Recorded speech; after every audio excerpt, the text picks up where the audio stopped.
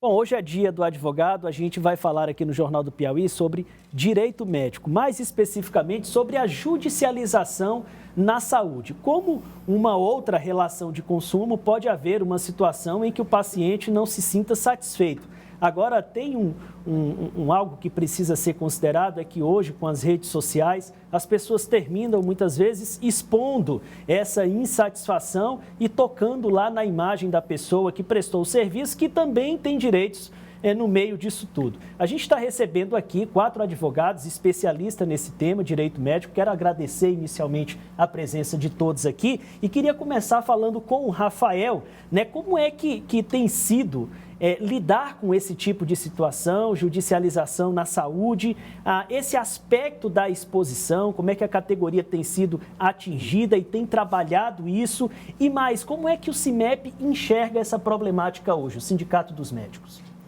Boa tarde, Tiago. Boa tarde a todos os telespectadores da TV Cidade Verde. Bom, Tiago, sobre esse fato, judicialização da medicina, eu vou trazer um dado aqui que é importante. No ano de 2020, o Conselho Nacional de Justiça elaborou um estudo nacional, que intitulou de Judicialização da Saúde no Brasil. Esse estudo, ele pretendia fazer um amplo arquivamento de como andavam essas ações de direito da saúde em todo o país. 2020, início da pandemia ali. Isso, em 2020. Sim. Quando se fala em judicialização da saúde, essas ações, elas não envolvem apenas acusações de erro médico, mas também ações judiciais que visam ao acesso à saúde pela população. E esse estudo, feito pelo Conselho Nacional de Justiça, trouxe um dado alarmante para nós que estudamos a área do direito à saúde, que foi o crescimento, um crescimento exponencial de ações de acesso à saúde e de acusações de erro médico. De que ordem, doutor, esse crescimento? Bom, Tiago, para você ter uma ideia, no ano de 2015, haviam 700 novas ações de direito à saúde no estado do Piauí, de acordo com o estudo feito pelo CNJ. Em 2020, essas 700 ações que entravam em 2015 passaram a 2.800 ações por ano em 2020. 4 vezes certo? mais. Então, 4 vezes mais praticamente. E quando se fala, Tiago, em erro médico, é claro que é um termo que causa uma comoção na sociedade, é um assunto que gera um interesse popular, certo? Mas a população tem que saber diferenciar o que é o erro médico do que é um insucesso terapêutico, um resultado incontrolável até para o próprio profissional, por mais experimentado que ele seja, certo? Porque a ciência médica, ela não é uma ciência de fins, é uma ciência de meio. O profissional médico, ele está ali para buscar o melhor tratamento com aquilo que ele tem disponível para o seu paciente, certo? Então, acontecem resultados incontroláveis, até porque o médico, ele não pode prometer, garantir um resultado para o paciente. E muitas vezes isso é de difícil entendimento para o paciente, para a família desse paciente, bem como para a população em geral. Muitas vezes a população espera que aquele médico que fez um procedimento cirúrgico, ele deve garantir o resultado daquele procedimento cirúrgico, mas não é bem assim que acontece. Existem diversas variáveis que estão envolvidas ali no atendimento daquele profissional, certo? Então, esse termo, erro médico, a população deve ter muito cuidado com a utilização desse termo, mesmo porque o médico, ele utiliza o que tem de melhor, de conhecimento, para fornecer um bom tratamento médico para aquele paciente. E, preocupados com isso, o que é que os estudiosos da área recomendam aos profissionais, não só médicos, mas todos os profissionais da saúde que lidam com a vida?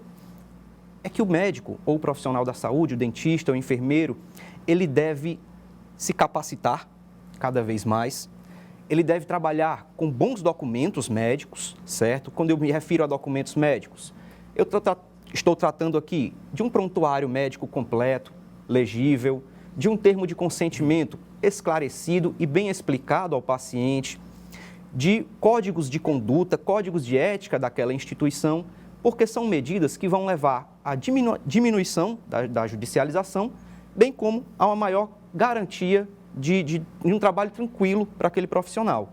Okay. Então, você, paciente, que se sentiu prejudicado com determinado tratamento que você fez, procure o profissional que lhe atendeu, que lhe acompanhou, converse com esse profissional, tire suas dúvidas, dê a oportunidade de esclarecimentos, porque o atendimento do profissional de saúde, ele não é só antes ou durante o procedimento, também vem o pós-procedimento, pós-operatório, enfim. E eventuais correções, se necessário, né? Exatamente. Bom, com o doutor Gilvan Andrade, eu queria perguntar se no serviço público esse panorama se repete também, né? Essa enxurrada de ações assim. Boa tarde, Tiago. Boa tarde, telespectadores.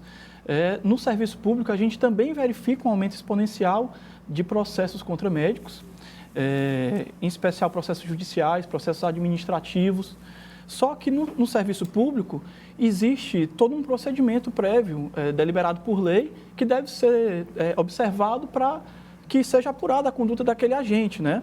Então, digamos que se um paciente foi atendido num hospital estadual por algum médico da rede de saúde pública e acredita que foi vítima de erro médico por parte desse profissional e que foi prejudicado, teve sua saúde lesada, ele não pode sair de imediato bradando que esse profissional é culpado, né? Teria que haver um processo prévio para analisar essa questão e para, de forma imparcial, deliberar sobre isso, né?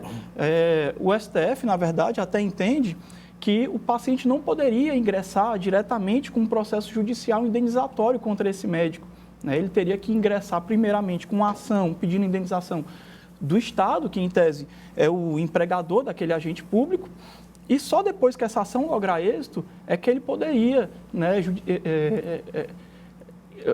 que o Estado poderia ingressar com uma ação contra o seu agente para que seja ressarcido por algum valor indenizatório que porventura ele tenha pago ao seu paciente, né? Mas tudo isso a gente percebe que teria uma observância, né, uma análise exaustiva dos fatos e até em 2 processos. Na hierarquia administrativa também não é diferente. Na hierarquia administrativa, o gestor público ele também não pode aplicar de imediato uma penalidade administrativa para o seu agente, né? Ele tem que abrir uma sindicância, tem que abrir um processo administrativo disciplinar para apurar os fatos que ocorreram, né? E caso ele perceba que hoje houve uma infração, aí sim ele aplicaria a penalidade. Mas o problema, Tiago, é que hoje em dia a gente percebe que muitas vezes só o fato de existir o processo já faz com que a sociedade já taxe aquele profissional como culpado, né? E faça um juízo de valor precipitado em cima daquilo, e o que é extremamente grave e perigoso, porque isso afeta a esfera psicológica do profissional e afeta até mesmo a maneira como ele se vê em sociedade. Então, daí a gente tem que exaltar a importância do devido processo legal e de aguardar uma decisão terminativa que trace realmente, de maneira imparcial, as definições daquela casuística, né? Existe alguns aspectos hoje, nesse aspecto da condenação antecipada, muitas vezes nem se espera a investigação, né? No ato da denúncia você já termina imputando a culpa a alguém, ou às vezes ainda está em processo de apuração, de investigação, há um indício, mas nem se tem um processo ainda, não se abriu a possibilidade para a defesa do profissional, não falo só quanto ao médico, né? Mas hoje existe uma pressa realmente da sociedade que precisa ser observada com muita cautela. Esse aspecto do respeito ao processo legal, ao devido processo legal, de que forma isso termina acuando o médico, doutor Cairon, é algo que realmente também tem preocupado a categoria? Com toda certeza, Tiago. Boa tarde a todos, boa tarde, Tiago. Na verdade, um outro ponto que causa bastante prejuízo à categoria médica hoje está relacionado à forma de contratação desse médico pelo poder público, né? Nós estamos assistindo aí a uma flexibilização dessa forma de contratação, de modo que cada vez mais vão surgindo mecanismos que contornam a realização do concurso público e burlam a lei trabalhista. É um vínculo precário. Exatamente, o vínculo precário. Isso, só para se ter uma ideia de a que ponto chegamos, uma pesquisa realizada pelo Ministério da Saúde já constatou que nos municípios a quantidade de vínculos precários, de vínculos irregulares, já supera a quantidade de vínculos regulares, o que é um absurdo, né? E aí a gente pode se perguntar como que ocorrem essas contratações. Em suma, a gente pode dizer que são contratações que não decorrem do concurso público, né? São contratações, às vezes, verbais, né? Ou com um simples contrato de prestação de serviço que não garante ao médico nenhuma ou praticamente nenhuma segurança jurídica, não dá uma estabilidade ao médico naquele emprego, não dá nenhuma garantia. Na verdade, o médico ele fica refém do gestor público e pode ser demitido a qualquer instante, né? E nesse ponto é importante a gente esclarecer aos médicos que estão nessa situação que esses contratos que são firmados com ele dessa forma, esses contratos não garantem nem mesmo o pagamento de férias, não garantem o pagamento de 13º salário, e quando eles são demitidos, eles não recebem nenhuma verba rescisória decorrente desse contrato. O que acontece mesmo na prática é que o médico não recebe, quando é demitido, nem o saldo de salário do mês que ele está trabalhando. Às vezes tem 1 ou 2 salários atrasados e o médico é obrigado a ajuizar uma ação para poder receber esses pagamentos, né? Então, como se não bastasse, a gente ainda tem uma terceira forma de contratação, que é a famosa pejotização, né? Em que o poder público e até mesmo alguns planos de saúde, eles obrigam o médico a constituir uma pessoa jurídica para poder ser contratado. E eles fazem de uma forma que camufla a relação de trabalho ou até mesmo de emprego que existe ali, como forma de burlar a legislação trabalhista. O senhor está falando do vínculo, eu queria saber do Dr. Pablo também se é recorrente questões de reclamações por parte da categoria ou da própria população em relação à precariedade das condições que se oferece para a prestação desse serviço. Boa tarde, Tiago. Boa tarde a todos que nos assistem. Tiago, inicialmente é preciso esclarecer para a população que a medicina, apesar de todo o avanço científico e tecnológico, continua sendo uma ciência inexata. Medicina não é matemática. Então, o mesmo procedimento, ele pode ter resultados diferentes, para melhor ou para pior. Nesse sentido, é necessário também destacar que a obrigação assumida pelo profissional médico é uma obrigação de meio. Isto é, ele tem que empreender a melhor técnica e a perícia para alcançar o melhor resultado possível.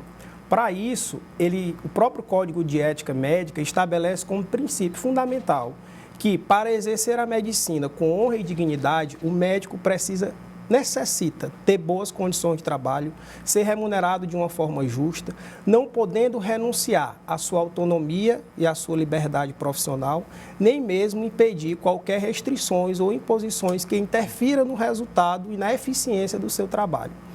Portanto, para que o médico consiga atingir o melhor resultado possível, é essencial, é necessário que ele tenha boas condições de trabalho, é necessário uma estrutura física adequada, é necessário equipamentos, medicamentos, insumos, o respeito às normas de saúde e segurança no trabalho e, sobretudo, o respeito à sua autonomia profissional, para que o médico possa solicitar exames, realizar procedimentos que ele entender necessários para o melhor diagnóstico e tratamento. Porque, como diz o slogan do sindicato, né, saúde só se faz com dignidade. Muito obrigado, doutor Pablo, aos demais advogados que participaram conosco aqui no Jornal do Piauí, ajudando a esclarecer esses pontos importantes. Obrigado a todos, boa tarde.